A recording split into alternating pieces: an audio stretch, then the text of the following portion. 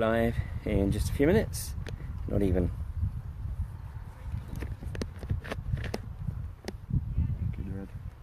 Well, we're actually live, so you can see. There you go. Sit back a bit. It's a beautiful sunny afternoon here in North Yorkshire. It's glorious. Well, I'm sitting here with Chris, who actually many people in the anti-fracking community will know of, because he has become a bit of an urban myth, perhaps a legend in the last 48 hours or so, as he effectively refused to deliver some drill pipe to Third Energy to their PK1 well site just up the road here. But Chris has visited us this afternoon at the Kirby Misperton protection camp. So Chris, it's an absolute pleasure to meet with you. So give us your account, your version of what actually occurred when you turned up at Pickering last Friday. Well, basically I was just going about my normal day. I got given my paperwork in the morning to go and pick up a trailer. But on my paperwork there was no name of a company that I was actually delivering it to. It was just an address with some instructions to wait in a lay-by and call the company. So I'm just plodding along, coming to the site, not thinking anything of it. And as I turned up to the site and I seen people with their signs, I slowly started to realise where I was coming up to.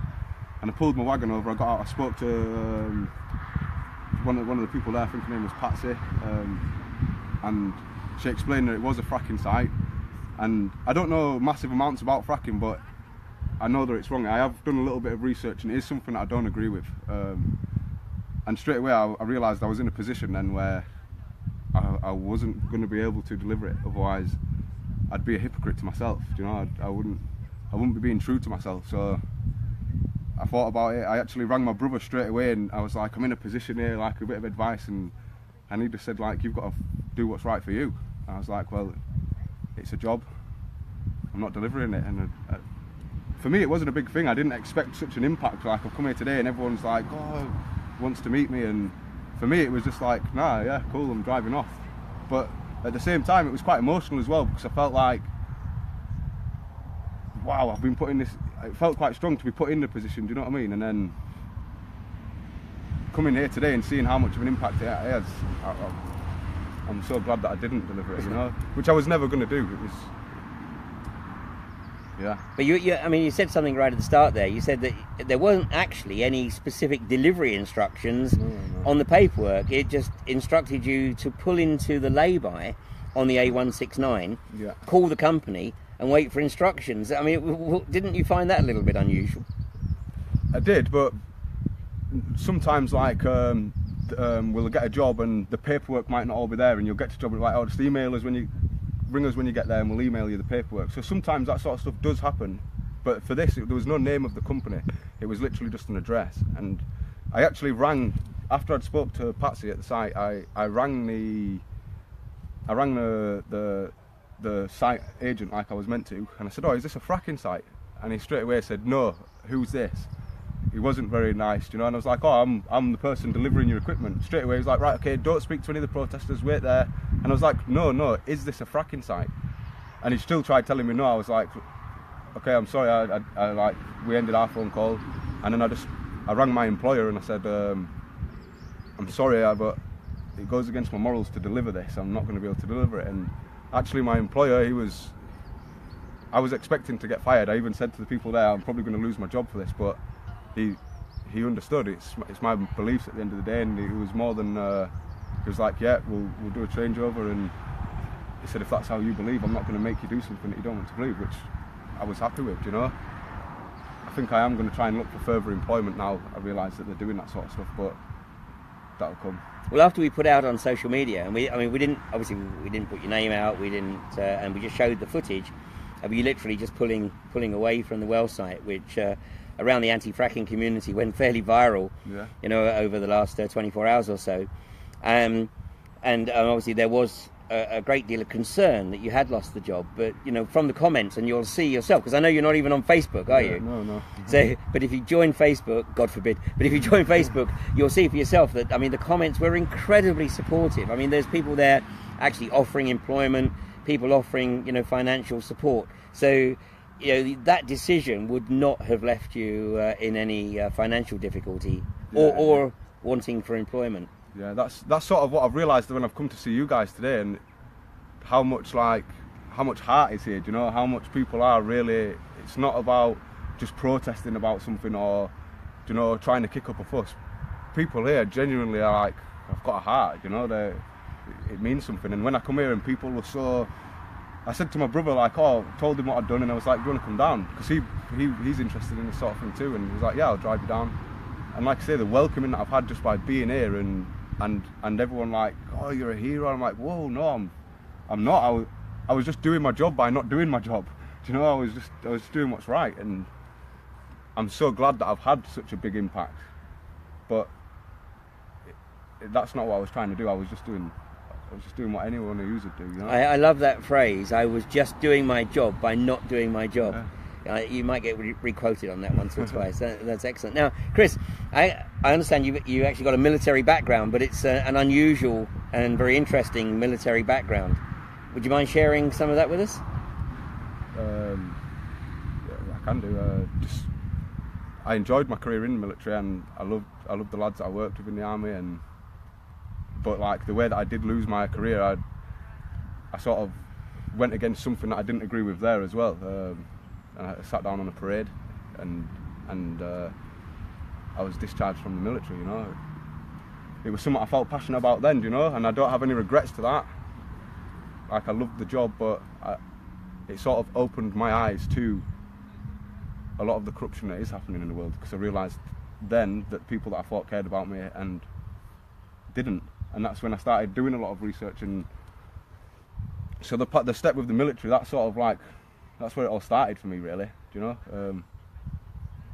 So yeah. So you're a man of principle. I mean, it feels like I'm getting that way. Yeah. In my younger days, definitely not. But I feel like now I'm starting to find these morals and starting to realise what means something to me, and it feels good. Yeah, but I mean, how old are you? 27. You're 27. Okay. And you're starting to realise, hey, listen, I was a late developer. Yeah. You know, I was 40 before I actually had the courage to step. Well, 42 actually, before I had the courage to step off the treadmill. Yeah. So, you know, hey, you're way ahead of the curve. But it's absolutely fantastic. And now, you know, one of the issues that we find in the anti-fracking community is that there is a predominance, if you like, of people who, how shall I put it politely, are the wrong side of 40. You know, what is it that we perhaps need to do to be able to get, you know, people your age or the generation that's coming through to be able to find the principles that you know, you hold so dear? I think every person has got their own inner morals, yeah, like, but it's not till you're put in a situation that fully tests what you stand for. Do you know what I mean? Like, you go through your life doing your day-to-day thing, you do your job, you're busy, you don't have really time to think about your principles. You're just living. And I think, like, the thing that happened with me in the army, that put me in a position where I actually thought about what I'm doing, you know, my actions, and then getting out of the military and coming back to civil life. It made me actually, something has to happen in your life personally to affect you as a person, I think, for you to then think, right, whoa, what is this? I need to actually look at it. And I think you can go and tell people all you want, but it starts with each individual person taking a look at themselves, I think. So you can put the information out there, and what you are doing, and it's down to every individual person, like what all these people on this site are doing, turning up. All it takes is for that one person to look in and go, actually, what are these people doing? And that's where it is. It's each person, just take that 5 minutes out of your day and listen to someone listening. Like, you know, like, I've started to listen, and that's where I've opened up. So I don't think it's something that you can do to say, right, what can we do to open people's minds? Just keep doing what you're doing, and eventually something will happen in there in people's lives. And as you can see, more and more people around the country are starting to realise that we are being sold out by major corporations, government. There's good people also within that, but I think it needs to be an individual thing, is what I'm trying to say. You can give people the information, but it's what they do with it as individuals. Yeah. Something has to happen in their life for them to think about what they are and where they are. Yeah, it's almost like they need a shock to the system. Yeah, to sort of be like, right, whoa, what am I doing here? And then that's what happened with me anyway. That's how I started to think about things differently, you know? I actually stopped and listened.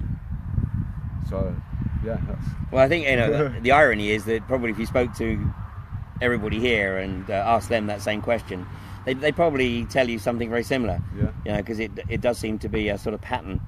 And as I was sharing with you earlier, Joseph Campbell, who was probably the greatest mythologist of the 20th century, one of his works was called The Hero's Journey, which actually is a sort of template for pretty much everybody's life.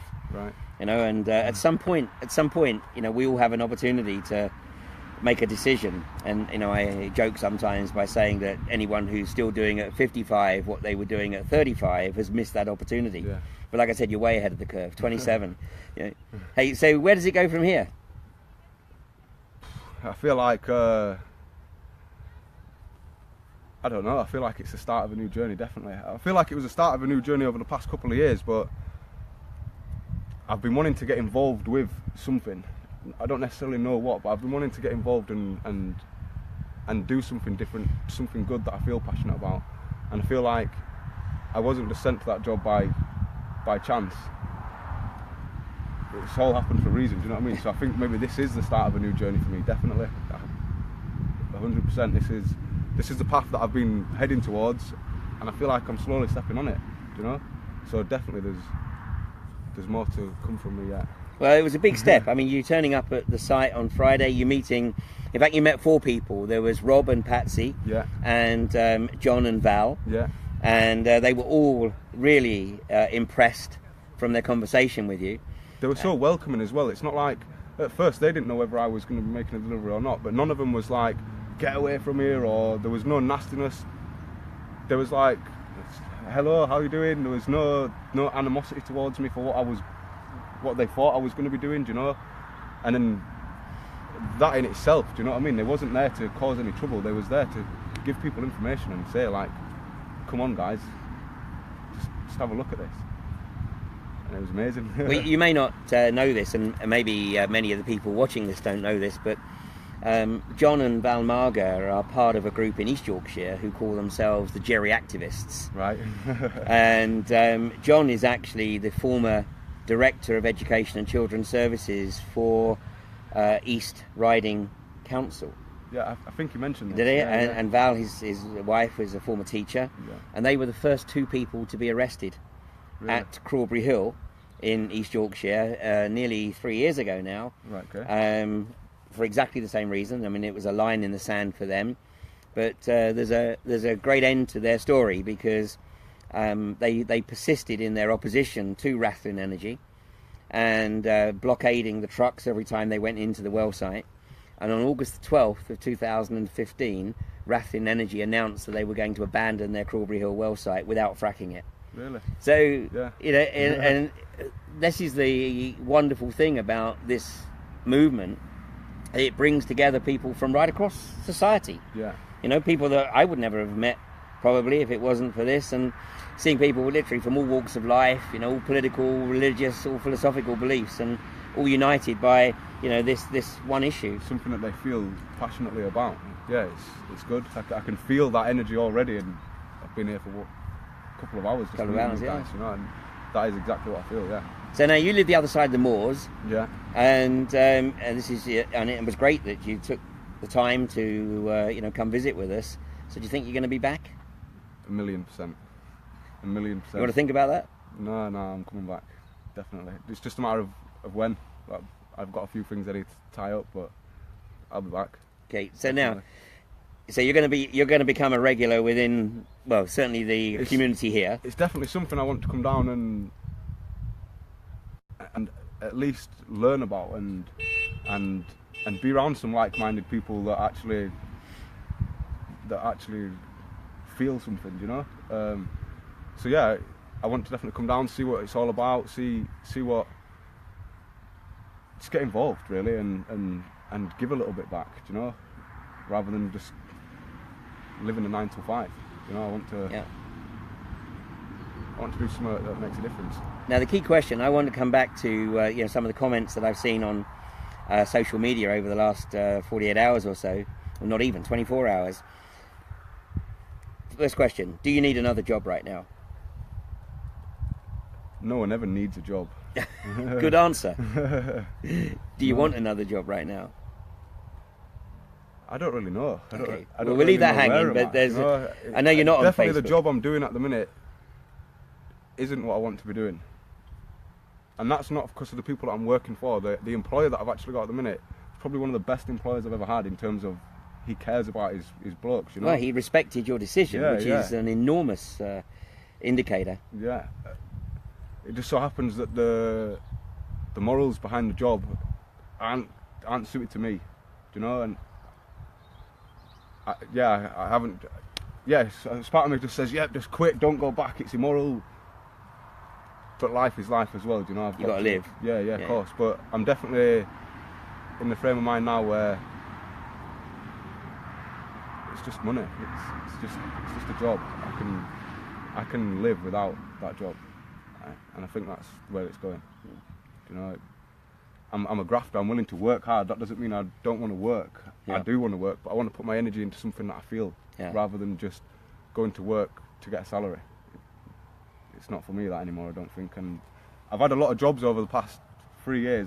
I've probably had about 16, 17 jobs over the past 3 years where I've not been happy or been finding my feet, or occasionally I've actually been sacked, you know.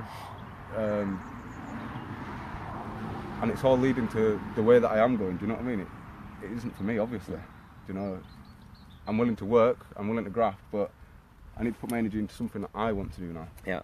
Well, as I said to you earlier, 20 years ago, I couldn't even comprehend life without a salary because I'd never known anything different. Yeah. Now I can't even comprehend life with a salary because it's not important. It's an irrelevance now. And whilst I can't explain how the process works, once you throw yourself into it, you might not necessarily have everything you think you want, but you actually never need anything. Everything that you actually need is provided in one way, shape or form. Which gives you a great sense of fulfillment anyway, I think.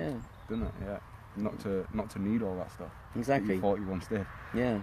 Well, I mean, it's bright sunlight. I can't see how many people are looking at this.